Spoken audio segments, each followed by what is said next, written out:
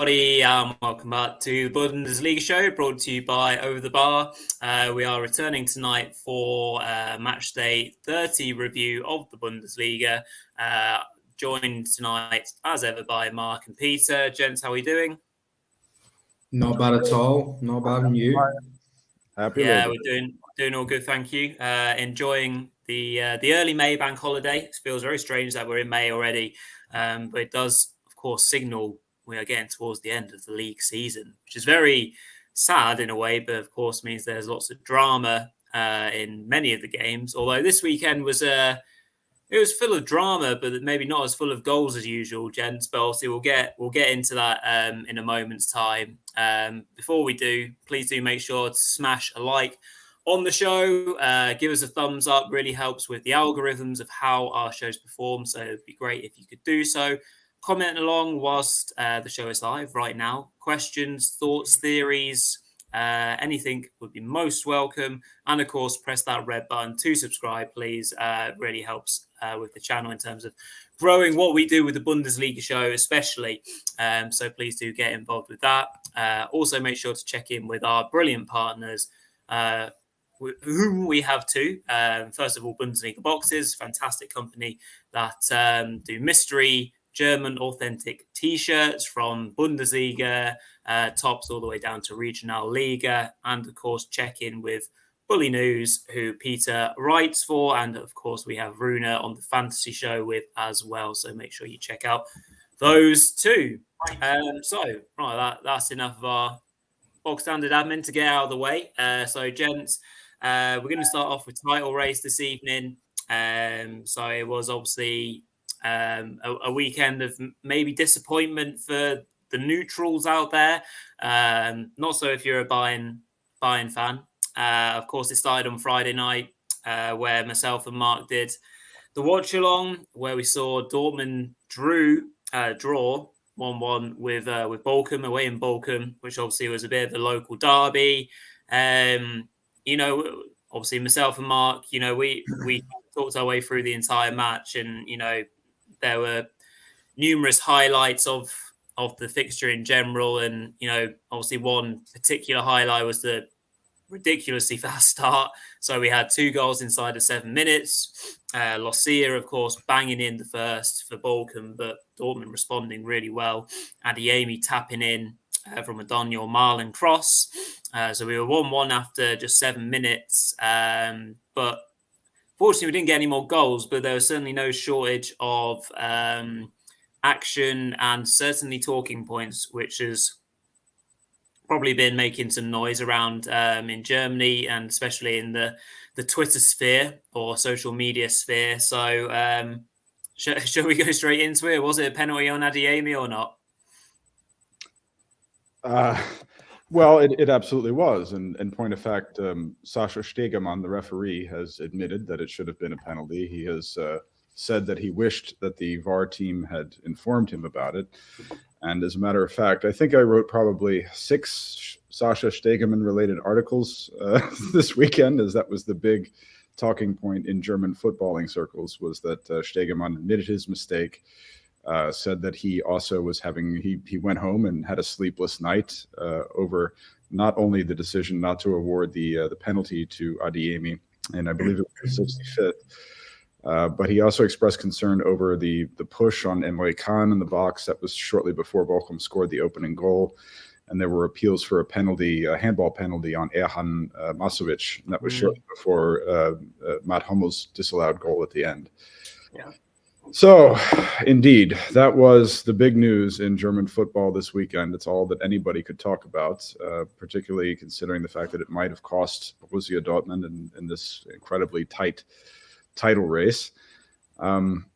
Interesting note, I found myself, when writing these articles, hyperlinking back to Rory and I's discussion on Matchday 12, in which we were also talking about Sascha Stegemann. This was in a match between Frankfurt and Dortmund, in which Adeyemi actually pushed Jesper Lindström to the ground. So there was that little bit of irony, and also Manuel Gräfe, whom you know, our beloved forced into retirement referee, registered his opinions on social media and also on the Sportschau, and insinuated that Adeyemi, having gotten 2 yellow cards for diving in the last 3 weeks, might have influenced Stegemann's decision not to award the penalty in that case. But wow, yeah, so many articles about it. I think around Sunday, if they had come out with a story that a time machine had been invented and you could go back and change that call, I wasn't going to report on it because I was so very, very tired of reporting on it. But it obviously was a penalty. It should have been awarded. It's a big mistake in a very, very tight title race. So it's on people's minds. We simply cannot avoid it. Yeah. It's hard. It's hard to look back and kind of, well, especially when the error has been admitted, and accountability is clearly on the referee or on the VAR team that were working on that match. Both of which have failed to spot a clear penalty on Adeyemi. When we were watching, I guess, Mark, it was a bit of a weird one because I was behind you, so you were reacting. And I was kind of like, oh yeah. But when we got the replays, we were a bit kind of baffled, weren't we? I don't think we knew how to react because it didn't go to VAR. I don't think when we were watching live, we kind of gave it its due diligence in how bad it actually was. Yeah, to be honest, I think the referee's performance and also the Kölner Keller as well, obviously the VAR just kind of confused me the whole match in truth in this one, because I think me and you, Rory, we thought it had been referred to VAR, but it was obviously taking quite a while to kind of go through it. But then obviously Stegemann later came out and said it wasn't referred to VAR. So it was a very strange one. I mean, I think I was, as you mentioned, I was commentating on it and I was like, it's a certain penalty, I think I said. Like, it was very, very clear. I mean, to me, it did look as though maybe Adeyemi was trying to play the contact, but it was very, very clearly a penalty. I mean, 100% at the end of the day. And yeah, I mean, some people would say it was payback for obviously that dodgy penalty that Frankfurt were denied, as Peter just mentioned earlier in the season, because I remember that one, and that was also a stonewall penalty that should clearly have been given, but it wasn't in that case. And obviously Dortmund got the win that night in Frankfurt. But I mean, you can't see football in this way. It's all about the now football at the end of the day, and Dortmund have been kind of robbed. But at the same time, I think me and Peter always say when we do the watch alongs, you have 90 minutes to score as many goals as possible in football, and you can't only blame decisions. At the end of the day, Adeyemi missed maybe 4 or 5 good chances in that first half after his goal. I think obviously credit to Riemann as well, and credit to Bochum in general, because they were very, very good on the night, actually. I mean, I thought, especially in the first half attacking, they were really, really good. The likes of Sturger, Philipp Hoffmann was really good. Osano was really good running the wings, and Antwi Ajay. We've got to give credit to them as well. But I think at the end of the day, the penalty is a mistake, but still Dortmund have to take one of those chances and win the game for me. Yeah. I mean, from a Bochum point of view, I don't suppose all the noise around the referee will ultimately bother you that much because, as you say, football's in the now. The point will be etched into history. It will never change. So Bochum have that point. Naturally at the time, we probably thought it was it is an excellent point, but because of the results that followed, it almost kind of felt not as good a point, which is terrible, really. But yeah, commenting, in the chat, Balam's already put in a few bits, which is great, and a comment from Herodotus 7. Hopefully, I've got that pronunciation okay. BVB shouldn't be relying on VAR to beat Bochum, and completely agree. I think all three of us would. Yeah, absolutely, a very good point. I mean, it's probably you have to look at Terzic, and Terzic was carded for his dissent, but he did not employ a substitution until the 73rd minute. Yeah, that's what we said at the time as well. We were shocked because it was clear it was a game that needed changes, and at the time, for pretty much the whole of the second half until the changes, Bochum were just kind of plundering through the game. Like, they were struggling to create any chances. And then in the last 15 minutes, they created 4 or 5 chances again. So, yeah, I think Terzic has got to take some of the blame as well for me because, he's been very good this season. But I know that some Dortmund fans have not been overly impressed with his subs at times and some of his game management. But, at the end of the day, he has guided them into a title race this year. But, I mean, my big worry is that can Bayern possibly get worse in this season, though? That's the question. I mean, they've been not very good for long periods this season. And if Dortmund don't win it now, then realistically, can they do it next year? Because we've talked a lot about Bayern are going to spend big, like really, really big this summer. We're looking at the likes of potentially Harry Kane coming in, some other really big names linked as well. And, I mean, Dortmund have got a good squad, but this is as weak as Bayern have been for 10 years, as far as I'm concerned, really. This is their poorest. They've had a lot of players off form. They've had a lot of injuries to the likes of Neuer. Mané has not worked out at all. And this was a big chance. That's what I was saying on Friday night to Rory. I was saying Dortmund need to find a way to win this game of football. It doesn't matter how. If it's a last-minute penalty, it doesn't matter. But they didn't do it, and they've only got themselves to blame, ultimately, for me. Yeah, you mentioned Adeyemi missing chances. Moukoko also missed a very chance shortly after being subbed on. I think that's worth noting. So, funny, I mean, since we probably segueing now into Bayern, it's fair to question Terzic's sense of urgency when it came to that. And Thomas Tuchel, the new FC Bayern trainer, caused quite the stir in German footballing circles when he could not come up with the German word for sense of urgency, which is, it's for anyone who's interested, it's Dringlichkeit. But after these years in Paris and in London, Tuchel seems to have forgotten his words, and he couldn't summon it up when he was talking about his own team. So I guess with that, that'll lead us into Bayern. We'll have to talk about them next. Yeah, very much so. And speaking of urgency, we know the result: 2-0 win at home to Hertha. From a statistics point of view, I'll pull some of these statistics out because they kind of smack you in the face when you look. But when it comes to the actual what happened in the match, so Bayern's XG was 2.48 versus Hertha's, which was 0.08. Bayern 20. That's a bad start. 25 shots for Bayern versus 2 from Hertha. 75% possession for Bayern, obviously versus 25 for Hertha. Over 750 passes for Bayern, which was 91% accurate versus 168, which was 63% accurate of Hertha's and 18 corners to 1. I mean, those statistics burn, I'm sure, from any kind of point of view, but it took a good long while. And in the end, the Bayern maestro from midfield produced 2 delightful passes, which were finished aptly well. Gnabry's header and Kingsley Coman's first touch particularly was really good, I thought, to obviously get the 2 goals and, win the match, which only probably would have needed 1 goal, but, they got the second. Took them a while, gents. So still far from polished, but I mean, as much as we thought Dortmund were going to get that second goal, that there was more of an inevitability to Bayern winning this match, I feel. Actually, the statistics that I was using from Kicker actually have it at 81% ball possession. Oh, wow.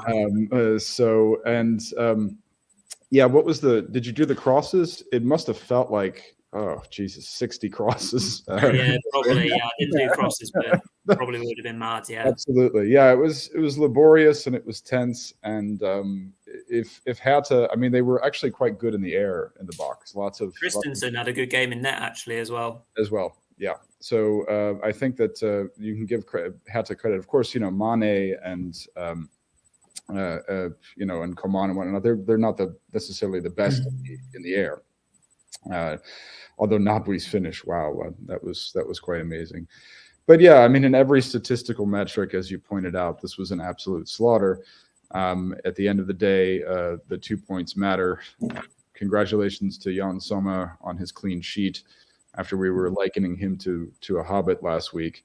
But he, of course, had nothing to do. As you know, the XG, as you said, the XG was not 0.2. That's the easiest clean sheet, easiest vice versa, as Germans call it, that you're ever going to get. Could have been playing video games the whole time. Nobody would have noticed, really. That's pretty much all you have to say with Bayern. I mean, they got the job done. It was hertha. It was a 4-4-2 versus a 4-4-2 match. And Tuchel made the right adjustment at halftime in getting Goretzka off, putting Leroy Sané on, and having Kimmich run the midfield as a solo six. And that's how he was able to produce those wonderful assists, both of them from the deep, as you mentioned. It's pretty much, I mean, Bayern are back on top of the league now. And as we've noted many, many times in this pod, Bayern have the easier schedule in the 4 fixtures remaining. I don't think that the title race is dead by any stretch of the imagination, but it doesn't necessarily bode well for Dortmund. We could talk a little hertha in a bit. It was an expected result, but thanks to some of the other results this weekend, they are in deep trouble now. They could actually be statistically relegated next weekend. But there's, first place team versus last place team.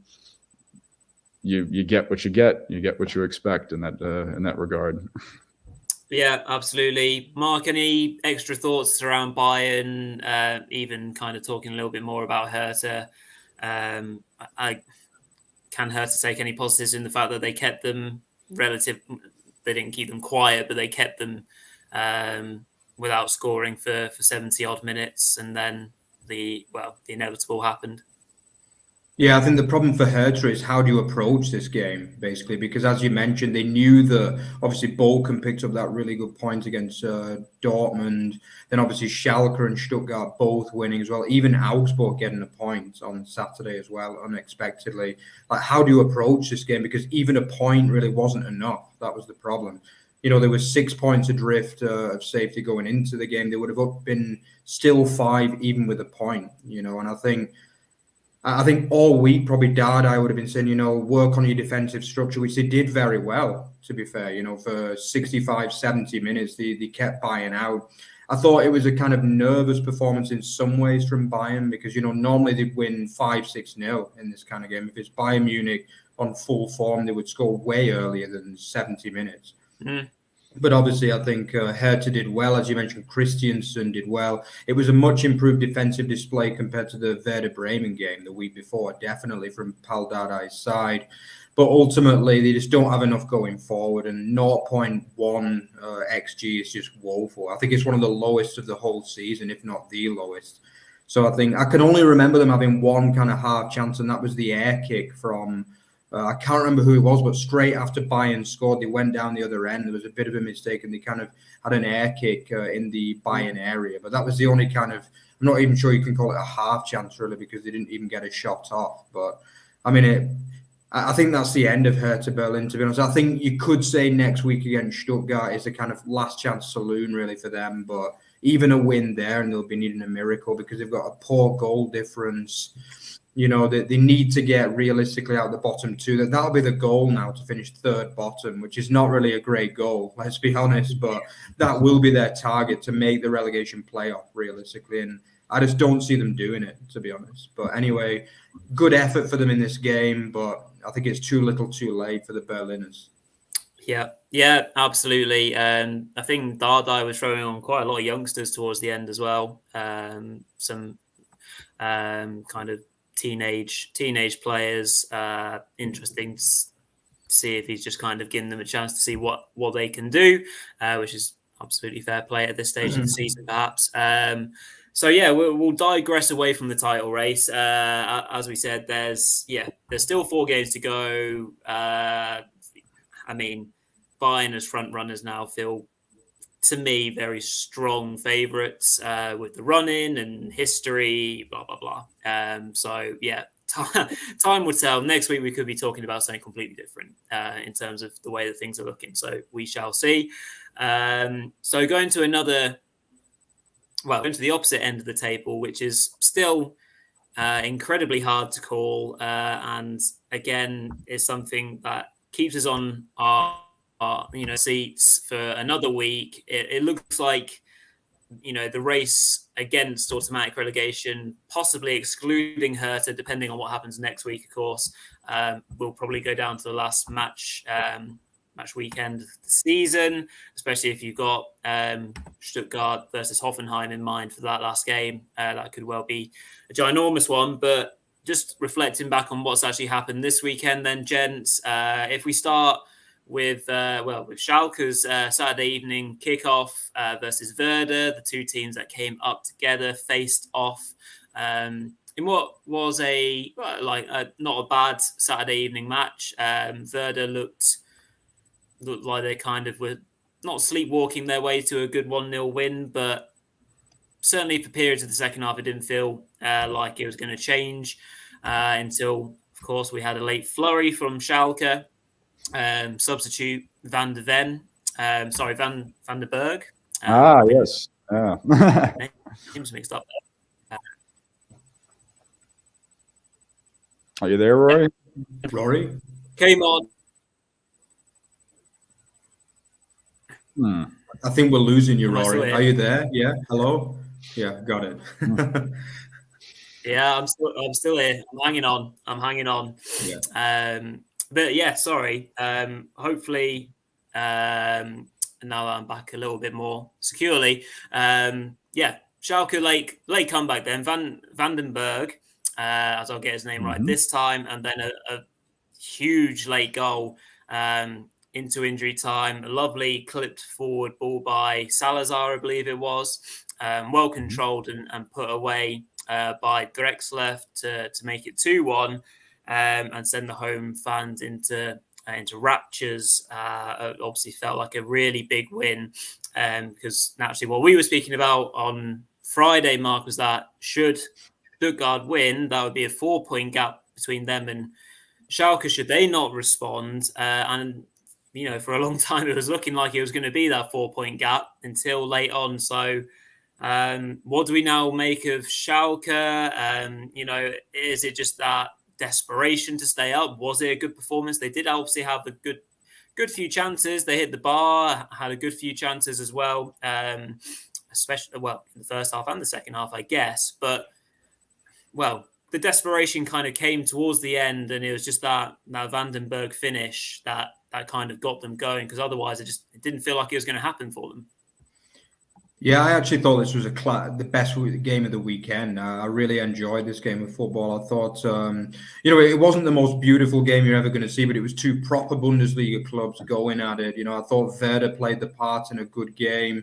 And, credit to Schalke in the end. I mean, as I think it pretty much panned out exactly what I said on Friday, that if Stuttgart win and Bochum get a point, potentially Augsburg get a point, then it's a must win for Schalke. And that's the way it kind of panned out in the end. And if you look at some of their games, they've still got to go away to Leipzig, away to Bayern Munich. They had to win this game, and that's what they did in the end. And, I think for me, the man of the game really is Dominic Drexler in the end, because he literally looks like he's won it for the away side, like a minute before the goal. He curls it past Svolov, and it's a brilliant block somehow off the line from Drexler, who's an attacking midfielder. I don't know why he's there anyway, to be honest. But then literally goes up the other end a minute and a half later. And as you mentioned, Salazar, who was good in the game, I felt, clips a beautiful ball, and he keeps his nerve because it's not an easy finish, He kind of traps it and then just flicks it over Pavlenka for a famous win for the home side in the end. The Thomas Rice goes crazy. The fans of Schalke go absolutely wild, and they realize now they have hope to stay up in this division, because for a long period it looked like they weren't going to do that. The substitutions of Thomas Rice worked. It was probably a little bit lucky in some ways, because you wouldn't imagine that Van den Berg would come up with an equaliser, which was a good finish, to be fair. And obviously Dutch did miss a few chances, which would have sealed the game as well, in truth. It wasn't his most prolific game, although some of the defending was pretty good. The last-ditch defending from Schalke. And then, obviously, the last-minute winner, which keeps Schalke in the race. But, yeah, really good game, I thought, on Saturday evening. Yeah, Peter, any thoughts, anything that you picked up yourself? Werder still, playing very fine football. The assist from Weiser was delightful as well for obviously the only goal that Werder scored. But just caught out by a team that was more desperate than themselves, I guess. Yeah, well, tactically speaking, what Rice did with his substitutes is he totally, what we call spam the pitch. I mean, he had everybody up front, just like it was the last match day of the season, in a ridiculous 3-7 formation, so, Drexler was up there, Polter was up there, Frey was up there, Salazar was up there, Uwejan, the left back, was up there. Everybody was up there, and Vandenberg, in his big comeback, been injured, of course. No worries confusing it with Mickey van de Ven. They're both good Dutch defenders. So it was, and I wish I could say that there's some hope from Schalke. I mean, the problem is that the Stuttgart win, combined with Schalke's brutal remaining schedule, which consists of Mainz, Bayern, Frankfurt, and Leipzig, with the exception of Frankfurt, who just don't want to play at all. You have teams that are going to have something to play for. It's tough. It is really tough to see them surviving. It'll be quite the story. It would be very much on par with the story of how Mainz escaped relegation a couple years back based on their points total. So it would be quite the story. But the way that it's looking now, if I were to craft a tip for the two sides to be relegated this year, that would be Schalke and Hertha. 2 years after both Schalke and Bremen were relegated in the same year. So we'll have another great fight to Bundesliga next year, and probably two teams in Heidenheim and Darmstadt that go straight back down again. So. Yes, it would be exciting for both leagues. Should that happen? Obviously, we've mentioned that Stuttgart were able to get over the line and get another important win under new life of Hernes, still unbeaten. Found a way to win in the end. Obviously, from the kind of late penalty by Koulibaly, very coolly dispatched, and he's had a pretty positive impact on the club since Hernes has taken over. So that I'm pleased to see that from his point of view. Again, probably an ideal match for Stuttgart to be playing at home to a mid-table side that don't have anything to play for. From a Stuttgart point of view, I guess you had to feel the most confident that you could do in terms of a matchup. So that was important. They got ahead from what was a VAR checked goal in the end by Guirassi's flicked finish, pretty much on the goal line, which obviously just about stood to get them ahead. They were, of course, pegged back. Of course, Dan Axel Zagadou cannot be far from calamity in any particular match. So this time was flailing around, so ably giving away the spot kick, which was dispatched. So 1-1, you're thinking, and again you're thinking, the draw is just simply not good enough for VfB right now. They've drawn a lot of matches this season, which every point counts and it helps you in the end. But yeah, it's obviously the big wins at this particular season that get you over the line, whether that's safety or winning titles or European football, whatever you're playing for. And they just about did it. And now the league table for a week looks ultimately a lot better. So Jens, what did we pick up from the Stuttgart match? Anything outstanding, or is it just the fact that they found a way to win against a mid-table side that hasn't really got anything to play for? Opportunist, got an important win, and they move on to the next biggie, which of course, they've got a Pokal semi-final in between, playing Hertha. So yeah, I mean, great win for them, but it's still very kind of Hetcham-sketchum, not a clear win. I think, Mark, you predicted 3-0 on the watch along, which made me very hot and sweaty under the collar, because I didn't share that optimism. But good win, and obviously it puts them into a much more favourable position. Yeah, go on, Peter. I'll let you start this one. Yeah. Go ahead. Yeah. Well, Rory, you might appreciate the fact that was my favorite match of the weekend. I thought that, I really enjoyed the finish. I think that there's a lot of positives insofar as Stuttgart are concerned that one can take from this. Borna Sosa, who we mentioned had a very poor match last week, recovered, and I think that he was back in top form. Wagnermann made some excellent slip passes in there, including the one to Thiago Tomas that when he of course. The fact that Tomas came off the bench and was effective is big news for Stuttgart because he has been slumping. I think Milo recovered as well. And it was a real, it was a hero's tale of a match because Gruvasi was lost to that boxing eye cut. looked very much like Apollo Creed or something like this after 12 rounds with Rocky. Tomas came in and drew that important penalty. And for Koulibaly, I'm very, very happy for him because he was a prospect. It's hard to believe he's only 22 years old. He was a prospect. Back when Stuttgart first got promoted to the Bundesliga a couple of years back, you had Silas and you had Koulibaly, and I thought that those two were more or less on par in terms of raw skill to develop. And obviously, it hasn't worked out for Silas because of the ACL tear and all of this issue with his court issues and whatnot. And Koulibaly is just faded completely in the background. That was his first Bundesliga penalty. He took it really well. Hoeneß revealed afterwards that Koulibaly had been, practicing and training. He was their penalty taker, and he had hit every last one.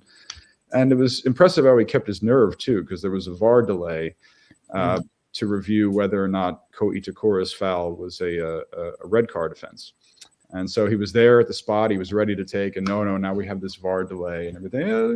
The youngster, he could have let the nerves get the better of him. He could have been irate. But he kept it cool. He took a wonderful penalty, and I think there's, we're going to do the watch along on Wednesday for Stuttgart Frankfurt. You could see an upset coming there because Frankfurt we've talked enough about Frankfurt in this spot, but I wouldn't necessarily. I would have some optimism about that. That's what I have to say about that match. Yeah. Just a final point on that when. Because I couldn't catch the game live, so I was getting updates on my phone, and the app that I was using got Wataru Endo and Itakura mixed up. So on my kind of live text, it was saying Wataru Endo gives away a penalty and red cards. Like, oh my god, I can't believe it.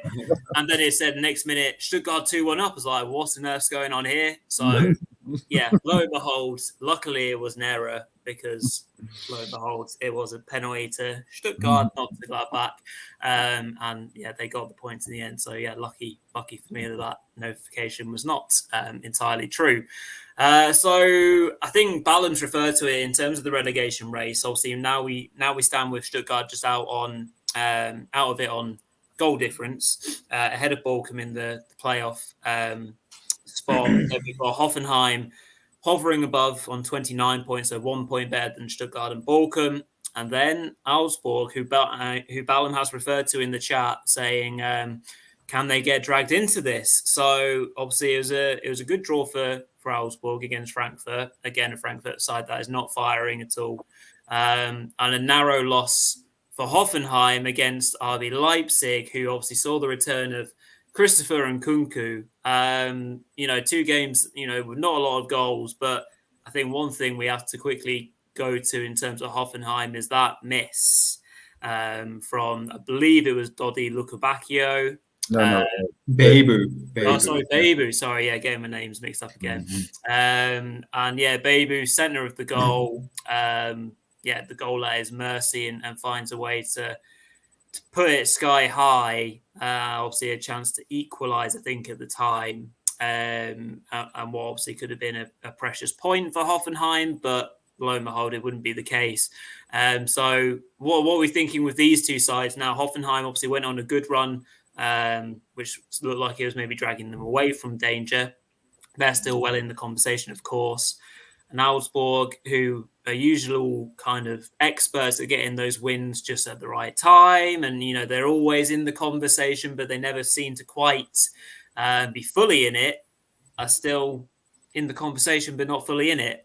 So what are we saying with these two chaps? Do we think that they'll find enough within themselves to avoid relegation?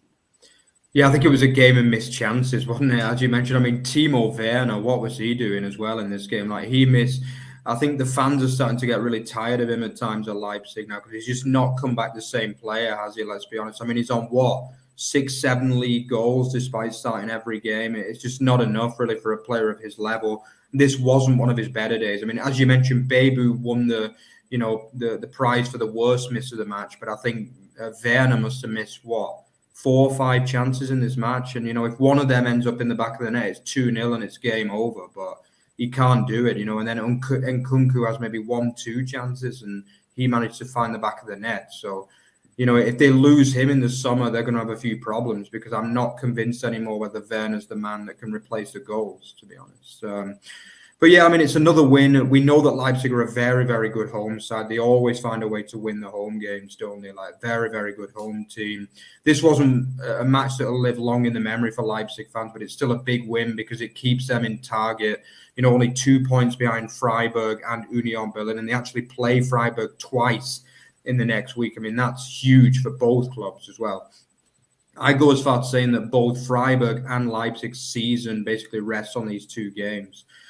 Because obviously for different reasons. I mean, for Freiburg, nobody expects them to be in the top 4. So it's different, but Leipzig need to be in the top 4, basically, if they want to continue their progress as a club. And obviously, Freiburg on Tuesday night, actually tomorrow night as we speak now, they're going to want revenge for the cup final defeat as well. Yeah, I think if Leipzig want to win the 2 games in the Europa Park Stadion, they need to be better, though, than they were in this game. I just think, Hoffenheim weren't as good as what they were against Bayern. But as you mentioned, if that Bebu chance goes in the back of the net, they take a point away from the game. I think the advantage for Hoffenheim, they are defending a little bit better now than they did earlier on in the season. The likes of Brooks is starting to do a little bit better nowadays, but still makes a few errors, but it's definitely better in general. I think they'll still have enough to stay up, but obviously the last 2 weeks hasn't been kind to them, has it? Because a lot of the bottom teams picking up big points, and now, as you mentioned, they're only a point above the bottom 3 and only 2 points above the bottom 2. So it's not looking all that rosy for them. I think for me, for Hoffenheim, it's a season they just want to get over. Basically, they just want to get this season over and then kick off again next year and get rid of some of the dead wood. I think it was Geiger wasn't very good in this game. He played a couple of awful passes back, which led to big chances for RB Leipzig. And it's just been one of those years for Hoffenheim, hasn't it? It's just not really worked out. If they can survive, they'll be happy and they'll move on with a decent coach in Pellegrino Matarazzo, who could potentially take them back into mid-table next season. Well, there's 2 important points when it comes to Hoffenheim. The first is that Bebu has been tanking form-wise in recent weeks, and he missed that sitter. He missed a couple of more opportunities at the end. This is not the fantasy show, of course, but I would probably wager some safe money on Kasper Dolberg getting a start for Pellegrino Matarazzo in the coming weeks, because he's been doing better off the bench. As we say again and again, we say it every week, 35 points is what you need to secure safety. And Hoffenheim on 29 and Augsburg on 31 are not there yet. Hoffenheim, of course, we know the talent that they have on that squad. And huge news, the second point that's relevant as pertains to Hoffenheim is Grisha Prömel is back from injury. Their primary midfield string puller, the former FC Union player. So Hoffenheim, I'm not necessarily too worried about, even though they're 2 points behind Augsburg. Augsburg, I mean, their strength of their remaining schedule is difficult. They're still, I mean, they are not the same side without Mergen Berisha in the starting lineup there. And of course, they miss Gikiewicz as well. The midfield with Rexbegai and Engels has been tanking for quite some time. Engels got pulled off at the half in this one, and the Rexbegai scored an own goal. And then Baumgartlinger came on, and I think suffered what should be a career-ending injury for him. Yeah, unfortunately.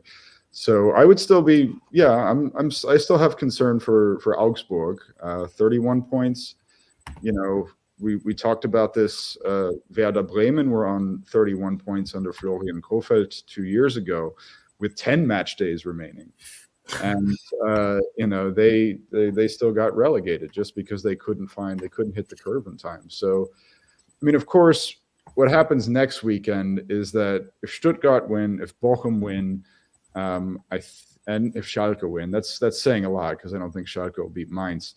But if Bochum, Schalke win and Stuttgart beats Hertha, then Hertha are already statistically relegated. I don't think that's going to happen this coming weekend. Yeah. But it's really not going to be long for them. So you have the only thing that works to the advantage of some of these teams that are hovering just above the relegation fray is that some our two automatic relegation candidates could be decided arithmetically speaking within a few weeks. It's possible. But 35 points. We have to wear a sign around our neck saying it's the race for 35. I mean, that's what to do. Yeah, the run-ins for both teams is interesting. So looking at Wolfsburg, home to Union, tricky. Away to Bochum, statistically tricky. Mm-hmm. Home to Dortmund, regardless of Dortmund struggling more on the road, still very tricky. Mm-hmm. Finish with Gladbach away. That's incredibly tough. Yeah, it's still very tough. Hoffenheim, looks like just very quickly. Home to Frankfurt, which I think is the one obviously that they have to target, because then away to Wolfsburg, home to Union, and then obviously the Stuttgart away match, last game of the season. So, I mean, if Hoffenheim don't win that Frankfurt match, they could well be in big trouble for me. But well, he's got to make Matarazzo has to make the right tactical calls now. It's time to bench Bebu. It's probably the case that I think Kadajabek got hurt as well, didn't he? In this one, possibly, yeah. That's really bad news because Kadajabek has been, he's just been absolutely fantastic on that right wing back role. So he's got to make some correct tactical calls here. Starting Dolberg, probably moving Kramaric back to lead striker. As Mark mentioned, Geiger was not very good, but I don't really think he has an alternative because Krömel usually plays further up, and Sebastian Rudy it's almost done for him. Mm-hmm. So I mean, I report on Pellegrino Matarazzo and the Americans in the Bundesliga column every week, so people can read that. I'll shut up now. We'll move on then to the race for European spots. Obviously, we've already kind of touched on RB a little bit. I mean, out of all the Sunday games, I didn't actually expect Wolfsburg Mainz to be, as entertaining as it was for the first 30 minutes at the very least. Wolfsburg came out really hot. So a couple of goals for Jonas Wind. The first goal really nicely put together. It's a good play down the right-hand side, which eventually the ball comes central again. And there's a lovely assist played through for Jonas Wind to run onto, a no-look pass. So that he chipped it over the keeper. The Zentner for 1-0. And then it was second goal quite quickly after that as well. Who scored it, I now has flown from memory. Yes. The Boyle header, which was a lovely header actually, from the cross from Wimmer, well recycled. So that's 2-0. And then the third goal, excellent play by Baku down the right-hand side, absolutely skinning the Mainz defence to kind of scuff across the box. And then what was actually a really good finish, but an awkward finish by Wind for a second, where he definitely goes at it with his wrong foot, but kind of stabs it home from a very, very acute angle for 3-0. And therein the match was done, 3-0. And, seventh and eighth place now, Wolfsburg and Mainz, 46 and 45 points. They are 2 points behind Leverkusen in sixth. So, I mean, from this, what do we take, gents? Wolfsburg still seemingly pushing for that European football spot under Kovac. Mainz would have been, fans and supporters alike probably would have been quite shocked by that first 30 minutes because they were swamped by by Wolfsburg. Didn't hold possession very well. We're losing duels, which you could see the frustration on the sidelines for Boris Svensson. He was very angry. He was kind of rocking his head in his chair, and he was kicking water bottles. He was not a happy chappy at all. Because of I don't think he couldn't believe it, really, could he? I mean, it was obviously we don't see many bad days from Mainz. Obviously, they went into this game on a 10-match unbeaten run as well. Let's not forget that, and they just basically thrashed Bayern Munich in the second half last week as well. So he would have been quietly confident that Mainz could take a massive step towards minimum Conference League qualification in this game. But, I mean, credit to Wolfsburg. For me, they are the strangest team in the Bundesliga because they're either like really, really good or completely hopeless. There's kind of no middle ground for Wolfsburg, is there? I mean, we gave them a lot of credit last week when they played Bochum away, and they were so clinical in that game. Yeah. And then they were very similar in the first half in this game as well. I thought, Svanberg has been really good in recent weeks. So, he's another player that kind of, at times he's looked really, really good in the season, especially in January and in the last couple of games. But at times he kind of goes in and out of form, doesn't he? Which I think has been the problem with Wolfsburg all season, really. Too many players are blowing hot and cold, but in this game, superb. Wimmer, who I think has been one of their more consistent performers this season. I think he was really good in the game too. I think Riedelbach, who has to get credit as well. I mean, his assist for that third goal was superb. He's obviously looking for a big move. I've read recently that he's been linked with the Premier League and potentially some big clubs in France as well, like PSG. So I think he's a player that, unfortunately, I'm not sure whether we're going to see in the Bundesliga next season, which is obviously quite sad because he is a very good player. That there's just so much quality as well in this Wolfsburg side. Jonas Wind, who we've not talked about that much this season, mostly due to injury, but he was really good the back end of last season. He was very, very good the last couple of weeks as well. Yep. You've got to remember that Nemecha, the centre forward, is missing as well. He's meant to be their star player, and he's not even playing at the moment. Whereas his brother, the midfielder, obviously had another good game as well. Mm-hmm. So, there's just so much quality. Even Bornau have got a goal in this game who, not a regular goal scorer. Not quite sure what Zentner's doing there, really. He gets kind of caught out of position a little bit on the second goal. But, Mainz are allowed an off day at the end of the day. They're very good most weeks. Ironically, though, this is the second 3-0 win that Wolfsburg have fielded over Mainz this season, incredibly. So, I think Wolfsburg want to play Mainz every week, really, by the look of it. But they are a very, very Jekyll and Hyde side, Wolfsburg, and you just simply don't know what side's going to turn up. But obviously, they go away to Dortmund next week. If they can put a similar performance to what they've done the last 2 weeks, then Dortmund might be a little bit worried for me. Yeah, it'd be very scary for them indeed. And then we'll just finish off in the last few minutes of the show, maybe talking about the Freiburg match in which Köln would have been very frustrated not to have scored at least one goal. Mark Flecken was in fine Vettel in this match, actually. He played a very, very good match, stopping a number of opportunities and chances for Köln, who...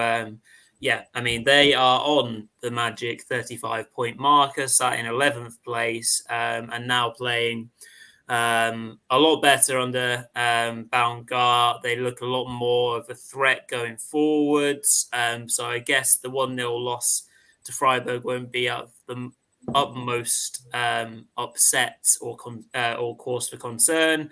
And then obviously from a Freiburg point of view, an incredibly important win and goal. So obviously the goal came from a corner.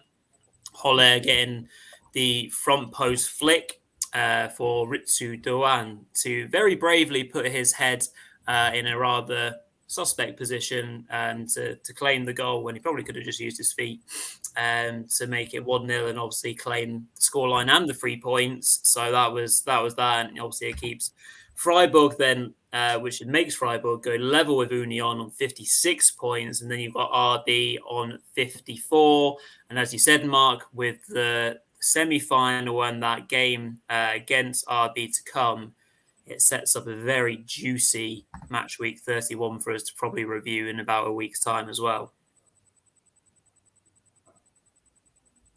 Peter. I thought Mark. I did the last one. So I think you really aptly described Wolfsburg.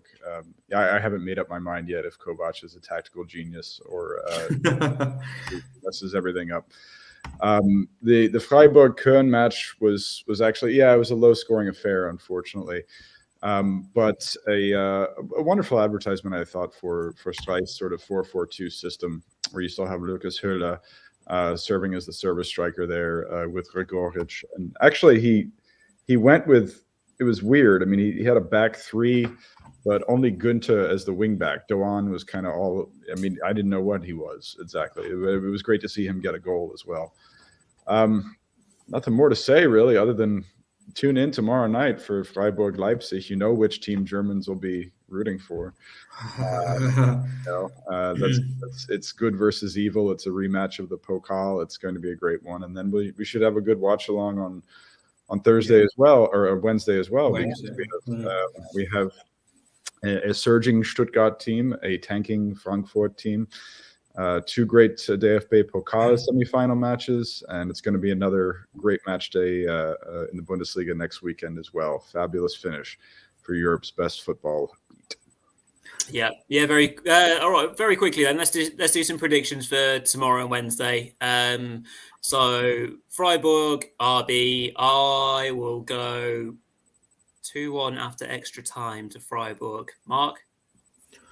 Yeah, I'm gonna stick with you. I think home advantage is going to be vital in these semi-finals. You know, I think that's what makes them so exciting, because you've got the underdogs are at home, the favourites are away, and it's going to be two full houses, amazing atmospheres under the headlights. You know, and I just think I agree that Freiburg will get the revenge and get a. I'm going to go for a 1-0 win, though. I think it'll be really tight, this one. Yeah, Peter.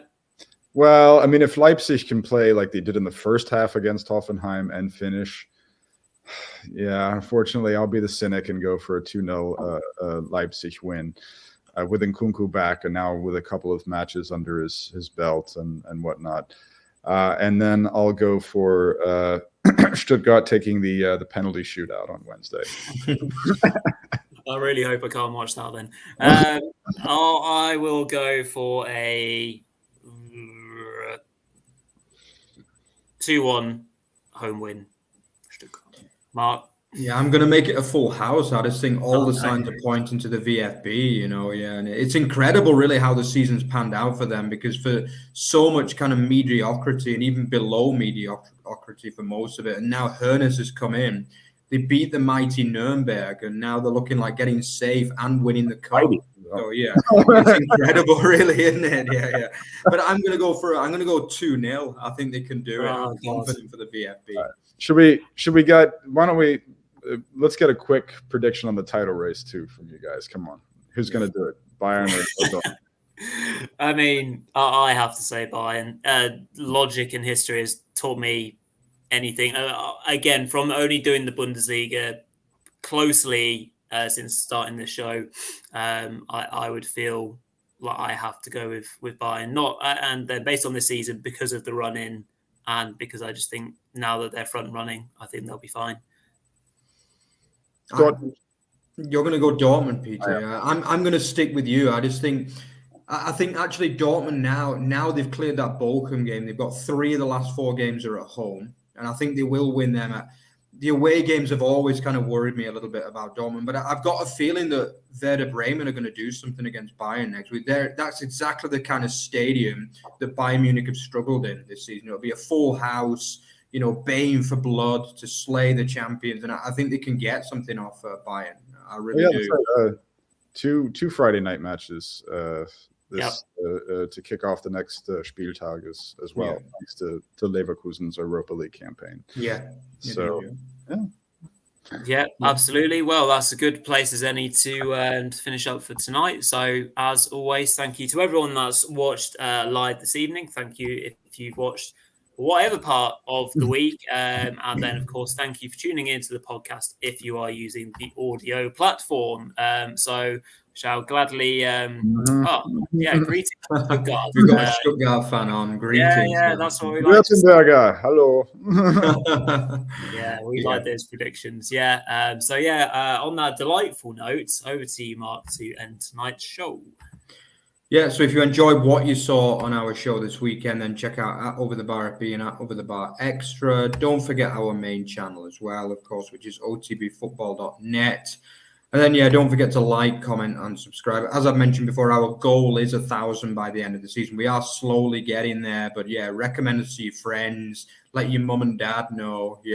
Just try and get us to that 1,000 so we've got a great platform ahead of next season as well. So, thanks a lot again. The next show will be the Wednesday's watch along as well with me and Petre between obviously Stuttgart and Frankfurt. So it's going to be a classic, that one. I think you've got to tune in. Classic Bundesliga Pokal action. So see you then, guys. Ciao.